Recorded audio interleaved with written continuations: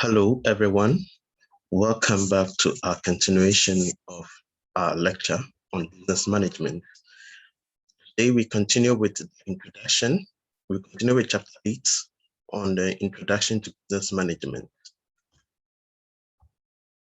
In chapter 6, we are looking at the concept of organizing, which is one of the main functions in general management. Last week, we looked at introduction to general management, and we also looked at the first, which is planning. And as we said, planning basically looks at we setting goals and how we try to achieve those goals. And once those goals have been set, then we have to find a way of combining. So that is what we are going to discuss today, organizing.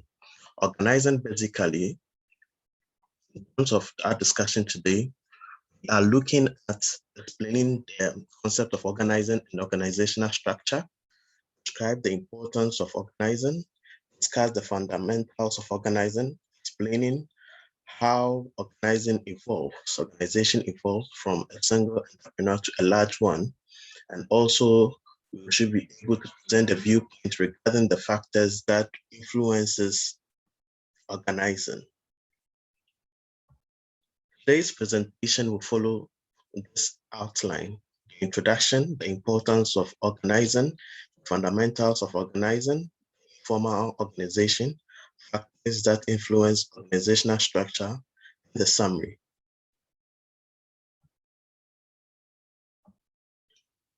So under the functions of general management, we have discussed the concept of planning. And in planning, we defined it as the setting of goals and developing a plan of action to achieve those goals productively. So once you are able to set up a plan, in terms of as a manager, once you're able to plan, another important function you have to also look out for is how to organize. And when we talk of organizing, the process of delegating and coordinating tasks, activities, and resources in order to achieve organizational objectives. So once you have been able, as a business manager, once you plan, set up goals and how to attain, now you need to go beyond the planning to consider how do you mobilize resources, how do you mobilize either the financial, either the human resources, how do you combine all this in order to achieve or coordinate certain tasks and activities so that you'll be able to achieve the needed goal of the business. So organizing the process, and basically it goes beyond you setting up the vision, the mission, the goals, and the strategy of the organization, and rather to consider it was rather involves we considering trying to coordinate activities, trying to communicate cooperation and coordination between the people and the other department resources that are available. So that is what we are going to discuss today, organization. The organization, how the process of we delegating, coordinating tasks, activities, resources in order to achieve an organizational activity.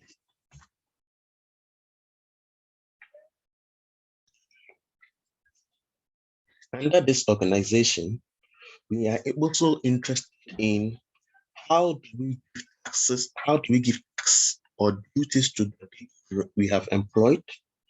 How do we give tax to the people we have employed? How do we allocate resources to persons and the department? How do we allocate resources to persons and departments? How do we give authority so that people can ensure that these taxes that we are giving to these employees are carried out? So this is what we are discussing. How do we ensure the taxes or the responsibilities of each employee? How do we allocate resources to persons and departments, and the authority to ensure that these taxes are carried out? Another important thing about organization, there's communication, there's cooperation, and there's coordination. So coordination here basically looks at between people, the department or sections performing the tasks. That is one important thing about organization. It ensures coordination, where coordination happens between people, the department, or sections performing the tasks. One important we can also talk about is the control mechanism. should be put in place to ensure that the chosen organizational structure indeed enables the organization to attain its visions and missions or goals.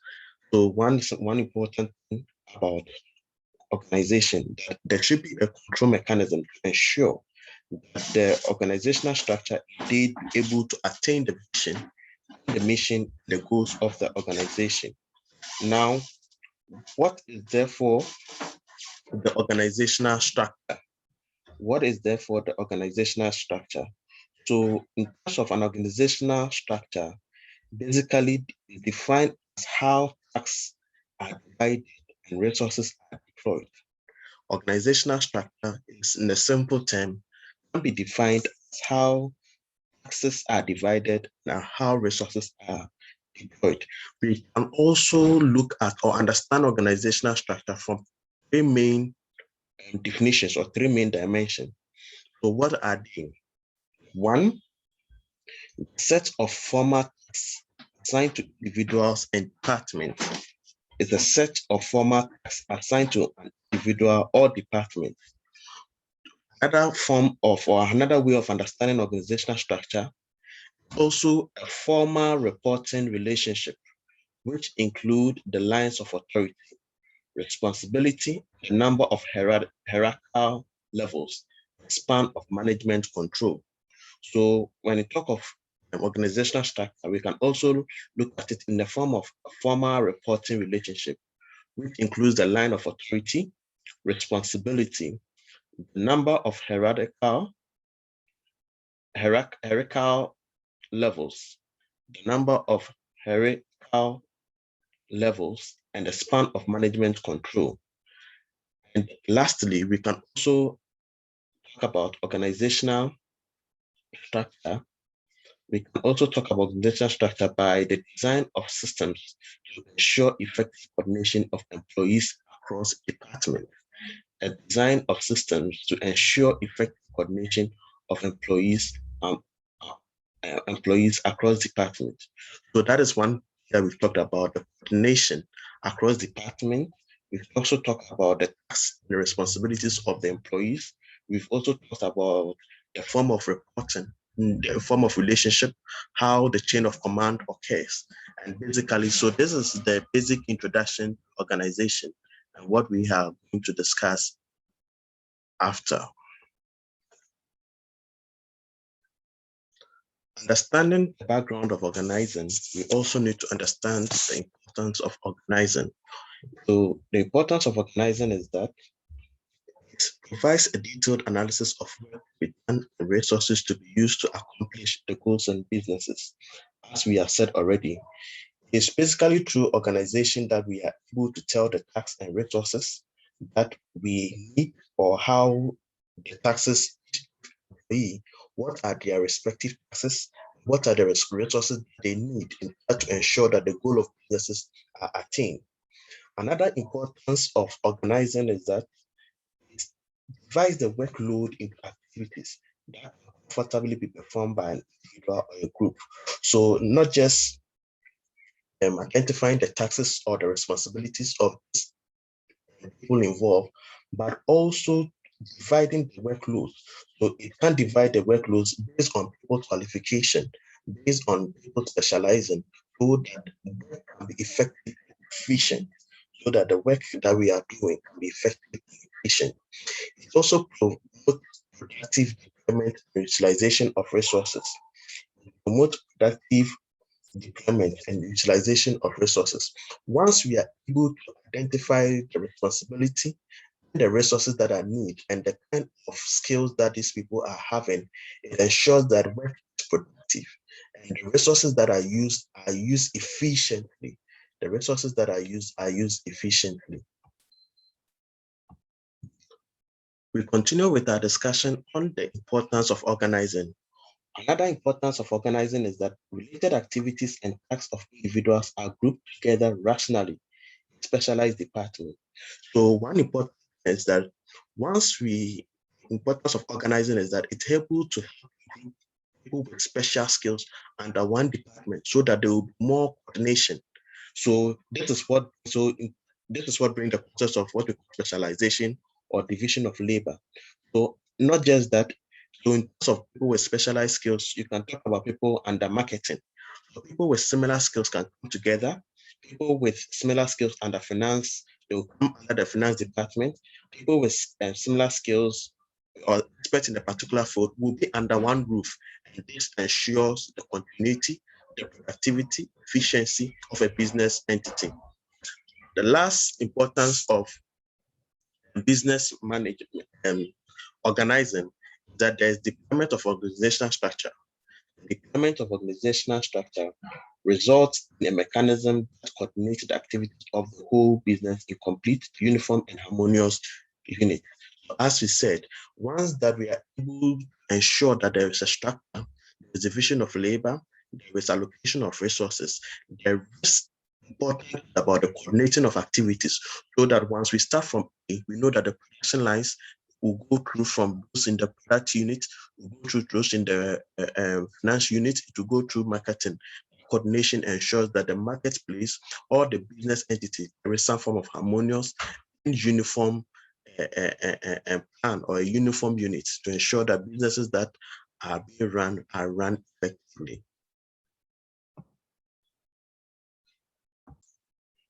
In the quest to organize or understanding the concept of organization, there are certain principles, fundamentals, or certain pillars that every company must try to understand.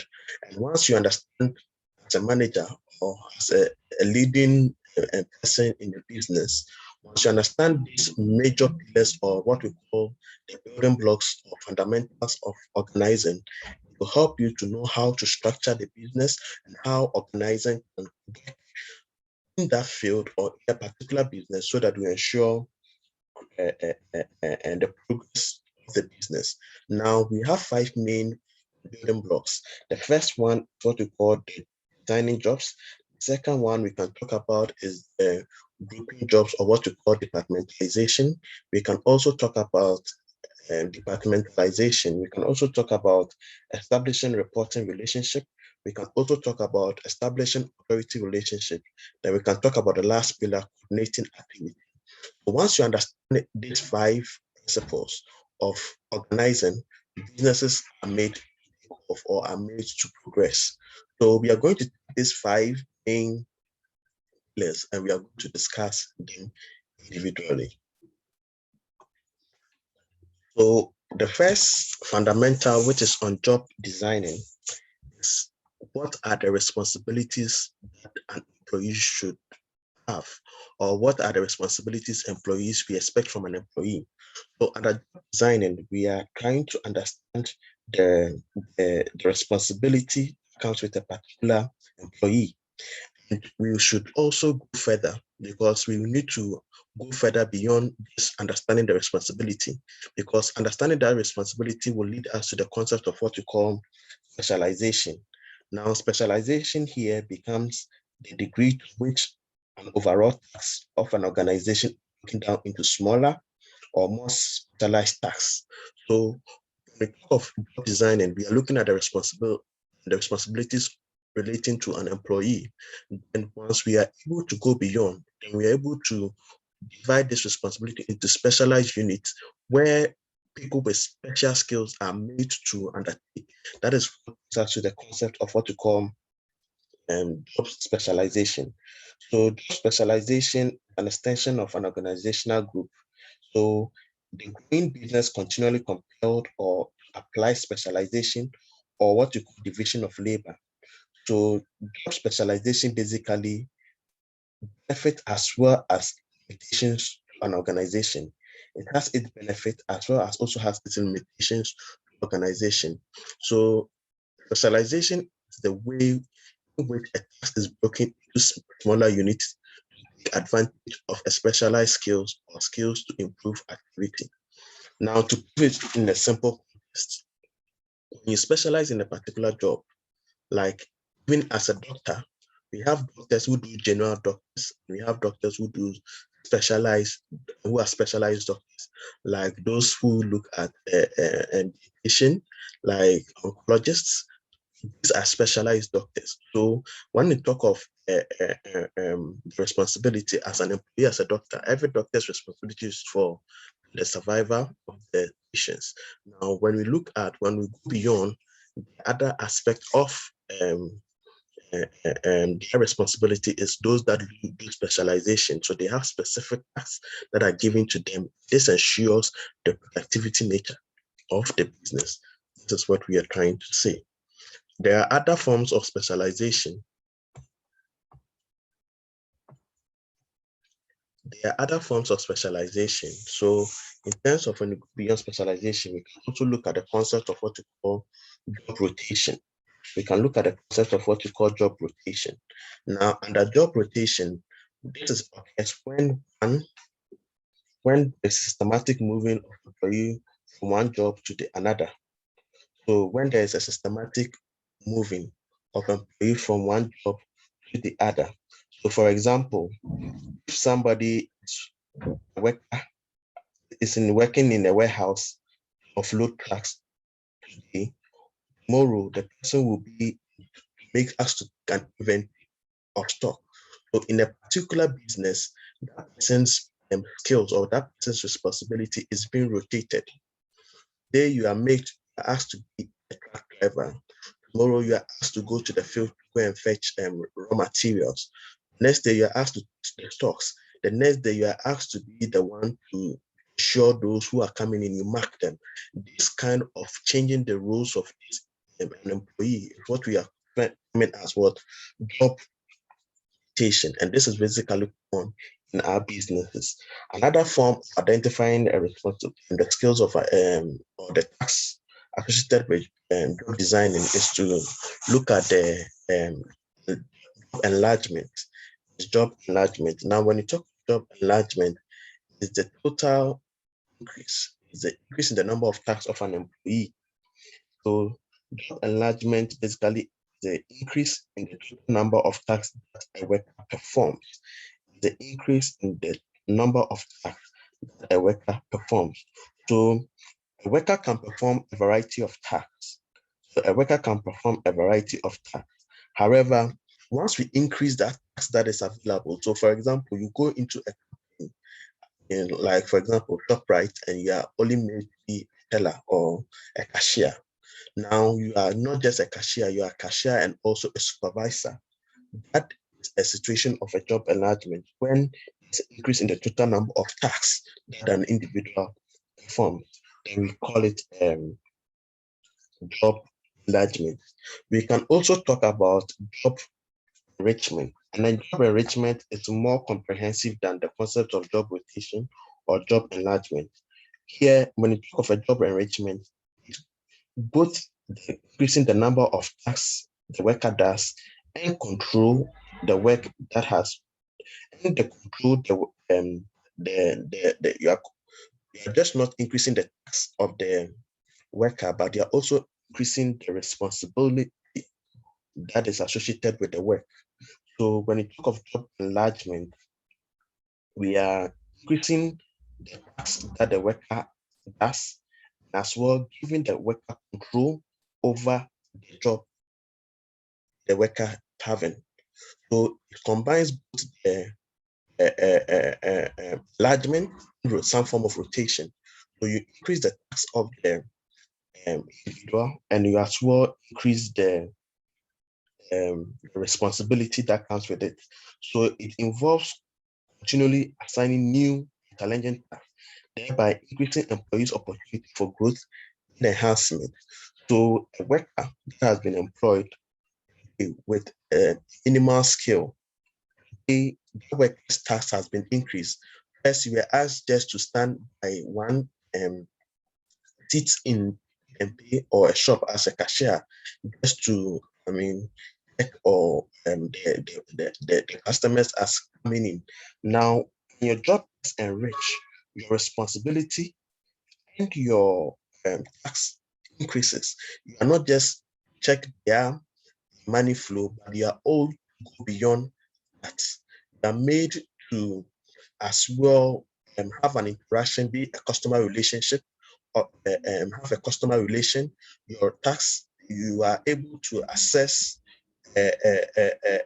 other managerial roles or other businesses. The same job, you are given bigger taxes than what you have. You came in as a cashier, today you become a supervisor, not just a supervisor, but you are also, your responsibility has also increased. And that is what we term as job enrichment. That is where we term as job enrichment. One last group under job organizing that we can also talk about is what we call work teams. So work teams allows an entire group to design the work system, a work system it will use to perform an interrelated set of tasks. So when we talk of a work system, we can talk about team members monitors and control own performance and have autonomy over their work scheduling. So sometimes we have what we call um, teams in works. So this group of people, basically what they do is that they have a related system that monitors their flow of activity, and be in a research firm, can be a grouping, like maybe even assignment. We can have an assignment that you guys are supposed to work in teams. You guys coordinate your own terms of responsibility that is associated with each individual, and how the flow of ideas or how the system will work. You have your own autonomy when to meet and when certain tasks that is before you, how you guys are going to execute. Now, one thing is that all of these and different levels of job and designs or that we are speaking about has its own advantages and disadvantages. So in a work team, for example, when the work is done, we are seeing your work is seen as a team's work. So unless maybe you need to report somebody who did not contribute or contribute, but whenever there is, I mean, the work is not done, it is the team that is meant to blame. That is one thing about work teams. It helps to ensure that you guys are all on the same page with different responsibility. You coordinate together and bring all the things or all the different responsibility together as a complete form of a job. That's what we call the work team.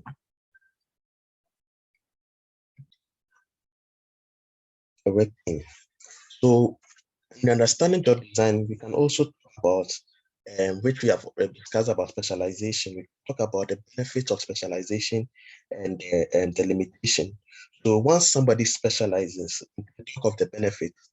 The person becomes an expert in that field. The person becomes an expert.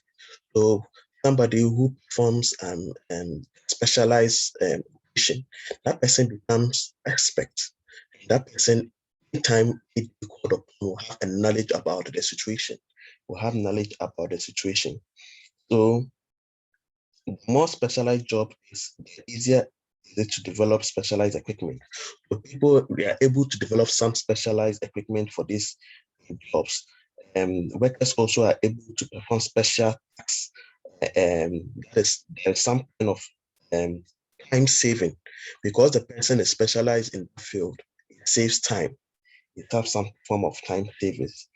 It also performs high specialized job. The manager able to train somebody new at a relatively lower cost. Once you specialize in jobs, or once you are specialized in a particular field, when you are training somebody, know how to tell them, or you train people at a lower cost because you are basically an expert in that field.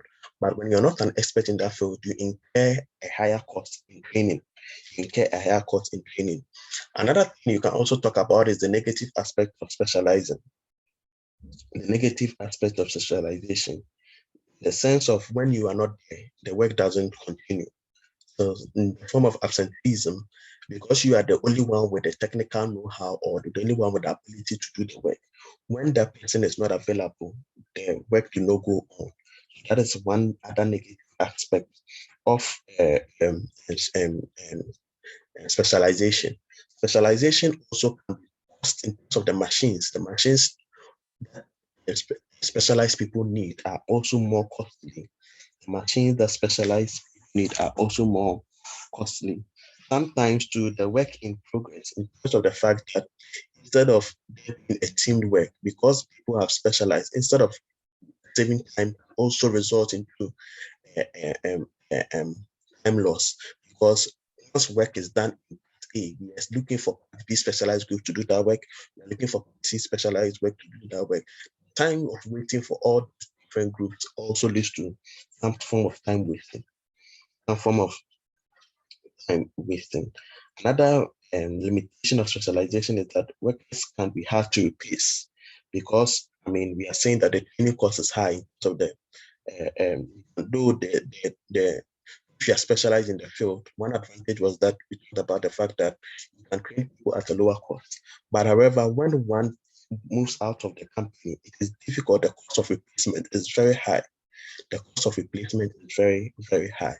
So these are disadvantages of specialization. We continue with another pillar of job design, another pillar of organizing, the fundamentals of organizing. So one fundamental of organizing is what we call the departmentalization. So departmentalization, here, the basic idea is the creation of departments. It's the formation of departments. And basically, the formation of this department is, I mean, fueled by the concept of, or catalyzed by the concept of what we call specialization, which I had to discuss before this one. So departmentalization is that the creation of department, and various organization structure may be developed through departmentalization. That is some of the aspects. It also has certain advantages and disadvantages that, I mean, we can, I mean, come across. However, there are these 5 levels of departmentalization that we are going to discuss in this chapter. The 5 levels of departmentalization that we are discussing, which are the functional, the product, location, customer, and the matrix departmentalization. So with the first form of departmentalization, which is functional departmentalization, here we are focusing on the duties or the responsibility of each of these other departments that we are going to create. So when you look at departments like the marketing department, later you will have a chart of it where it explains. So for example, the functional departmentalization. So under the market manager or the market department, we can talk about issues of activities involving such as marketing, research, sales, advertisements will all belong to this particular department. When you talk of issues such as products and production of goods will come under operations, or what we call the production. When we talk about issues of the finance or um, the company's performance level or issues related to money, then the finance department will come in terms of payment of employees, all will be another finance department. When you talk of recruitment or the level of human resources that are needed and the kind of skills to be employed will come under the human resource department. So that is what we talk about when we mean by the one pillar block of organizing, which is the departmentalization. And also to discuss the fact that departmentalization considers the creation of department. One function, one major aspect of departmentalization is the function. So the function is that what are the duties, what are the responsibilities of these various, and we've just given an example in terms of these various functions of a company.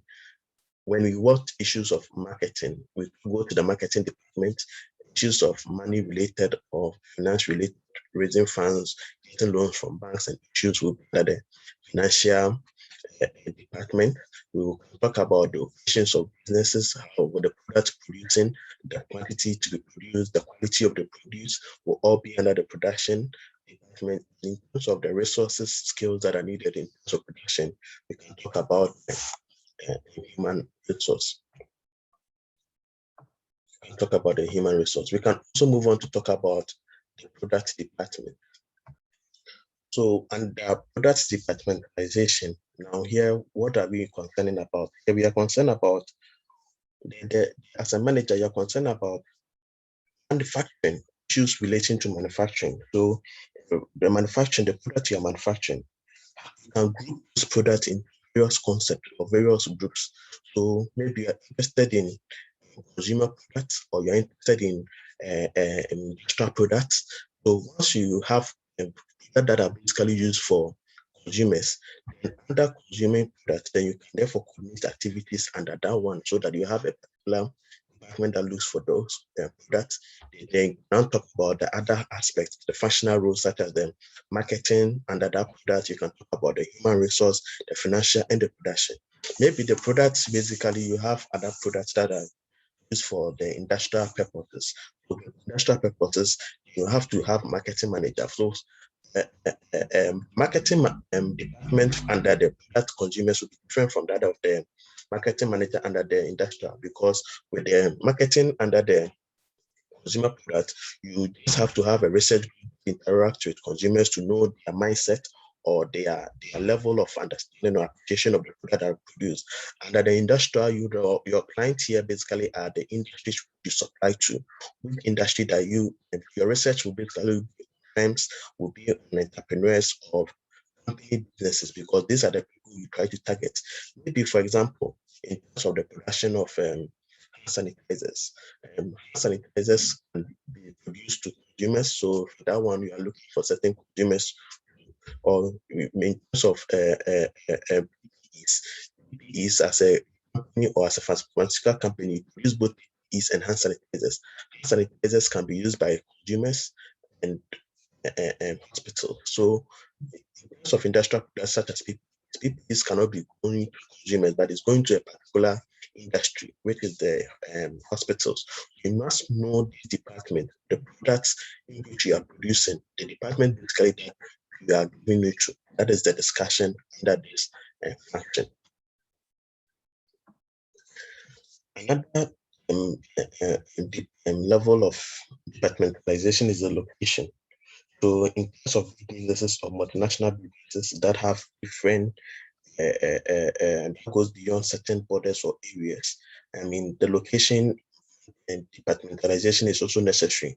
So once you have similar business, different world or different countries, there are some particular country units or leaders that you place under each country that they will run. So, for example, we have Standard Bank in South Africa. We have special leader who is in South Africa who controls in other countries. In Botswana, we have their own leader who controls. We have other, but later all these companies will be under one roof, but they are under the same Standard Bank. But we have different departments in terms of location wise. Even when it comes to even South Africa, in terms of our other businesses, like we have Pick and Pay, we have Pick and Pay Town, we have Pick and Pay in Johannesburg, and they are under one unit. These location managers try to coordinate, make sure that the decision process in this kind of environment where they find themselves are fast. Another department we are also talking about is customer departmentalization. So here, the basis here is for the customers that you are targeting, the customers you are producing to your client. You should have some form of department in terms of various levels. For example, if you look at laptop production, now laptop production, what is being produced to customers in the US is different from customers in Africa. So see, when you're buying laptops, you have to check for the grading. They have different levels of grading because they are targeting different audience. Laptops with higher grading has higher efficiency, and laptop with certain customers, like when they realize that in certain particular countries, because of their income level, they try to do lower versions of laptop for them so that they could sell. So that is one thing about the departmentalization. Even in terms of business, banking sector, we can have various departments servicing private and corporate clients. So when the private client or normal customer that comes in, we have people. If it is a corporate, people with bigger money, we have certain departments who attend to address particular issues. So this is what you call the customer departmentalization. So far, discussion of departmentalization, we've seen various departments. Each of them has the advantage and the own disadvantage. Now, to overcome all of this, we try to find, a simple structure that incorporates all the other levels or other departments. So we can talk about different departments, it can either be in an horizontal staff form or a vertical authority line form. And these are how some coordinations occur. These are how some of the coordinations occur.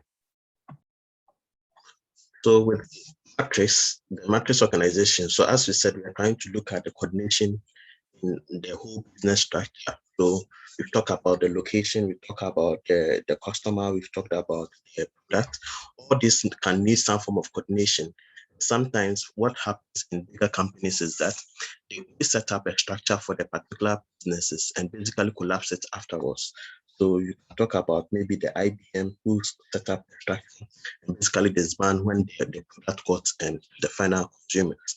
Now, other businesses like a car manufacturing businesses just to maintain this kind of structure because they need actually the product department. They need some from the location where they are trying because the businesses may be undergoing different phases.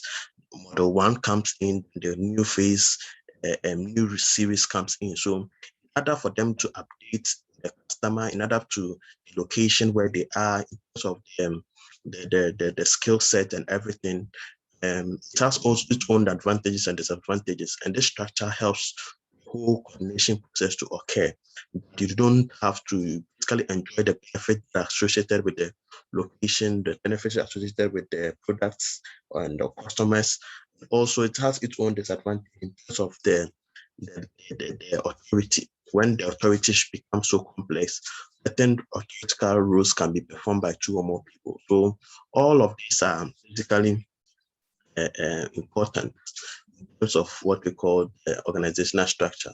We continue our discussion by looking at the third pillar, the third pillar for organizing, that is establishing reporting relationship. Establishing a reporting relationship. One important aspect in terms of business management is that when you are organizing, you must know whom to report to, who is in charge, from subordinate to the leader. How should information move from one level to the other? So the reporting lines, we can talk about one, the chain of command, and the chain of command should be clear and distinct line of authority. It should give you a distinct line of authority among positions who is above the other and how the information should move from one level to another. So in terms of the change of command, you have 2 things we can talk about. You can talk about the unit of command. You can talk about the scalar principle. So the unit of command basically suggests that each person within an organization must have a clear reporting relationship to one and only one. That is basically the supervisor. So when you talk of unit of command under the chain of command, we are saying that each person should in an organization should have one and only one supervisor. And when we talk of the scalar principle here basically is that there must be a clear, unbroken line of authority so that once in information is traveling, it doesn't get stuck because once it gets stuck, it does not to the final destination for the information to be executed. It affects the performance of business. So the scalar principle is that should be a clear and an unbroken line of authority that extends from the lowest to the highest position in an organization. That extends from the lowest to the highest person in an organization. Once the chain of command has been established, another thing we can also look at is determining the span of management. So under the span of management is to determine how many people should report to one person. So if somebody is a manager, how many people should be under the one manager? Here we can say that it can be narrow or it can be wide. Basically, when it is narrow, it will result in a relatively poor organizational structure. When the reporting is narrow, it can be related to a poor organizational structure. And when it is wide, it will lead to a flat organizational structure. So when there are few management levels, basically this is what happens. This is what you see in this structure. This is what you see in the structure. Another important pillar is establishing authority relationship. Here, when we talk of establishing authority relationship, we are saying that it is important to spell out the functions of each position. So within the position or manager's responsibility, you should give clear guidelines or a clear distinctive roles and performance. Sorry for the background noise. A clear and a distinctive role for the position so that there wouldn't be any conflict in the business. And here, assignment of responsibility, the authority that comes with it, the accountability. So when you talk of the responsibility, basically the duty and the duty to perform, the duty to perform or the task assigned to an individual. We can also talk about the authority. So authority here is about the command or the power to give orders. So authority is power that has been legitimized by an organization. So the power to give orders has been legitimized by an organization.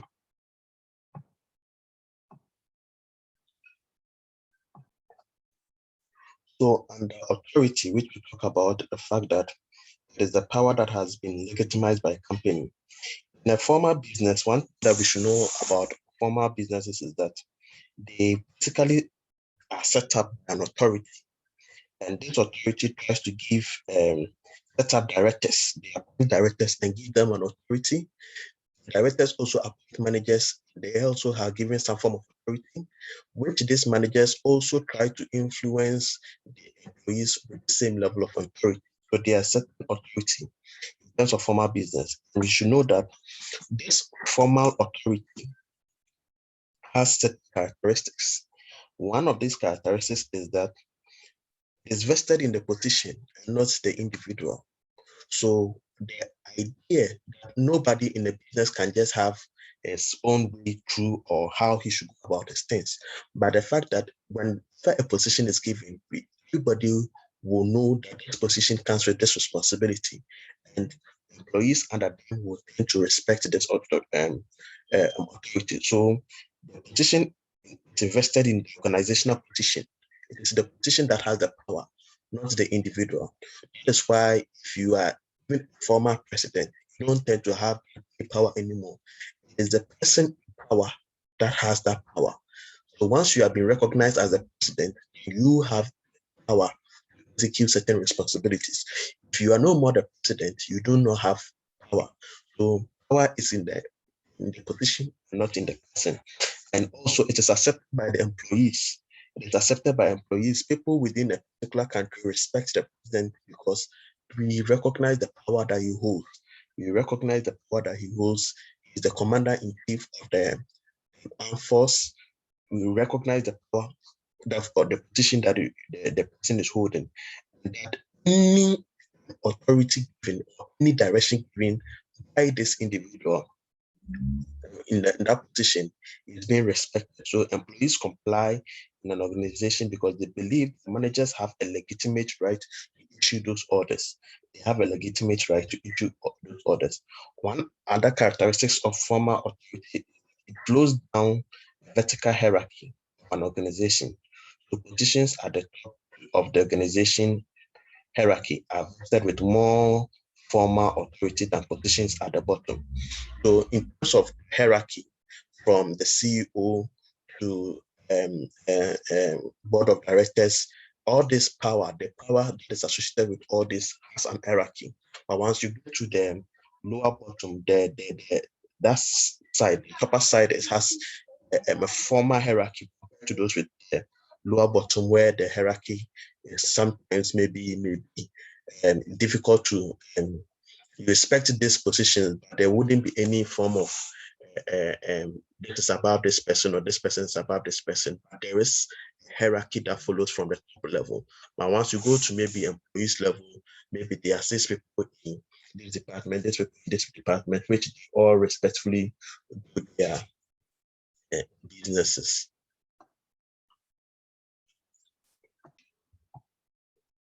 Okay, we continue with our discussion on establishing authority relationship.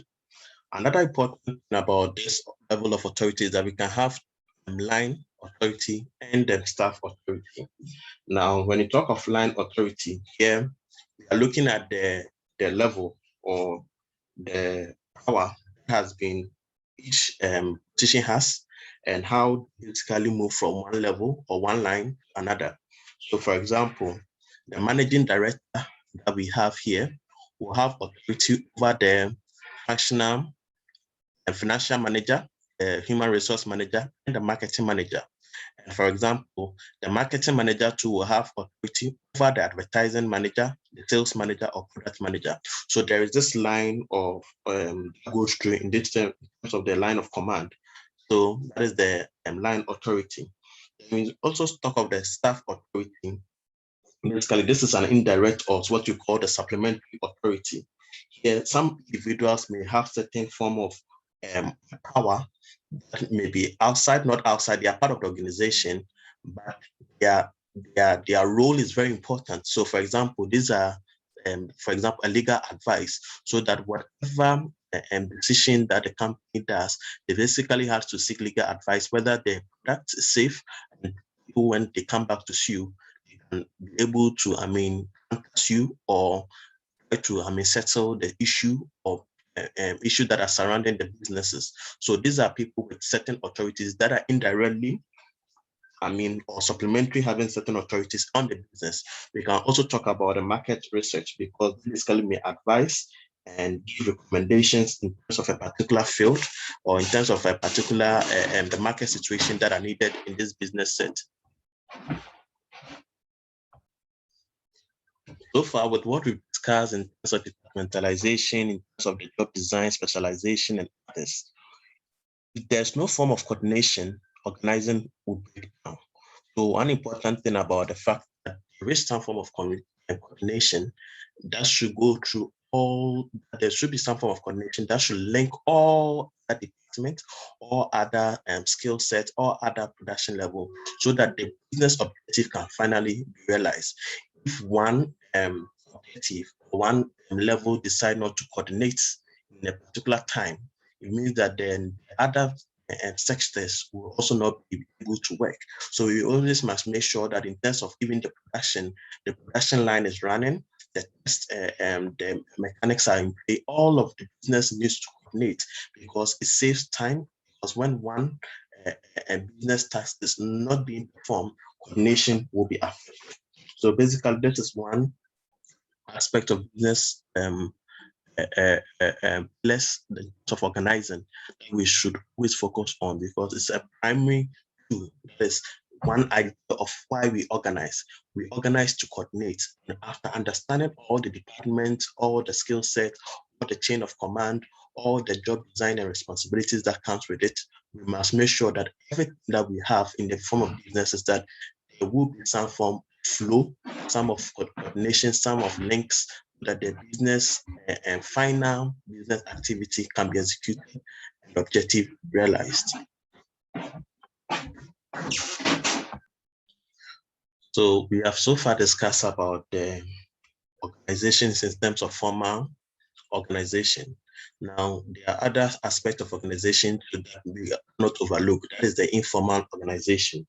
And when we talk of the informal organization, it's basically interpersonal relations between persons in the business, that are not defined by the formal organizational structure. That is the informal aspect. And it's very, very important, because this interaction can be achieved. There's some form of interaction that can be achieved by informal communication. And this is also called the grapevine. This form of informal communication is also important. The relationship that exists between people, that exists between social relations, are established, because nobody will tell you, there's no formal structure.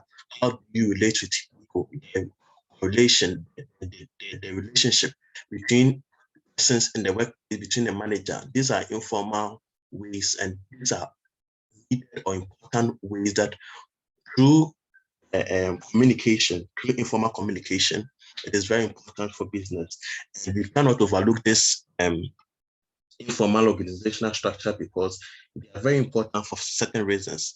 Informal communications take place at a much more rapid pace than formal education.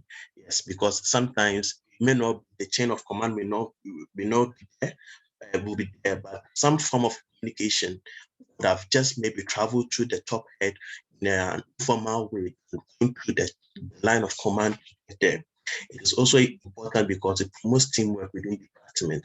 This informal form of communication or under the informal structure is very important because um, it promotes teamwork within the department.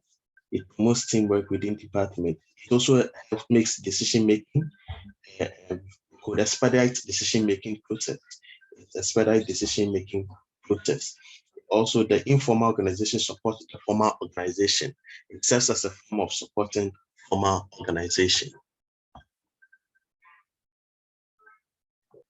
Lastly, in our discussion, we are going to look at the factors that influence organizational structure. Factors that influence organizational structure. Now, one of these factors that we look out for is the environment. The environment is very, very important, as we have already discussed earlier in chapter 4. The environment that the business basically operates is very important. Basically, if there's a stable environment, it's very, very important. If there's a stable environment, it's very, very important. So a business that grows in a changing environment must also try to adapt before it can survive. So under the environment, you can talk about the stable environment, the turbulent environment, and the technological dominated environment. Now, in the stable environment, basically here, what happens is that the product or the change, there isn't enough change in the system. So a particular product, for example, an iPhone 12 comes in play, you realize that it will be there for a particular period. It's not changing for a particular point in time. Before a new something comes, then they go to do a new research to see what people need. They update it. iPhone 13 is coming. So when talk of a stable environment is that you can hold on to that product or the product can survive within the space for a particular time. We don't expect a lot of change in the system. So changes in an exceptional rule. We don't expect things to change that much because for things to be stable, it means that it has to be as it is for a particular point in time. Whenever there is, change in technology or change in something, then do we need to undertake certain research to update to suit that status quo at a particular point in time. Then when you talk of the turbulent environment here, rather it's a situation where the environment keeps on changing. So it keeps on changing. And this basically occurs when we have a lot of competitors, people finding new means to change the situation. There's some form of changing that occurs by new products, new technological innovations, revolutionary, changing the product itself or changing sometimes even how the product is manufactured. You realize that there are new form of research that comes in play, a new form of technology that can be used to produce those goods, and it's changing. So if you do not try to adapt to the environment, people will use some technology to produce the same good at a cheaper rate, and they will give a lower prices, and they will take or be the market leader. So you have to, as an environment, you have to also be able to understand the turbulent nature of businesses. This keeps changing. Changes are the norms rather than the exception. One thing that we cannot do away with is the technological advancement. Technology day by day is changing. Innovations are happening. New machines are coming.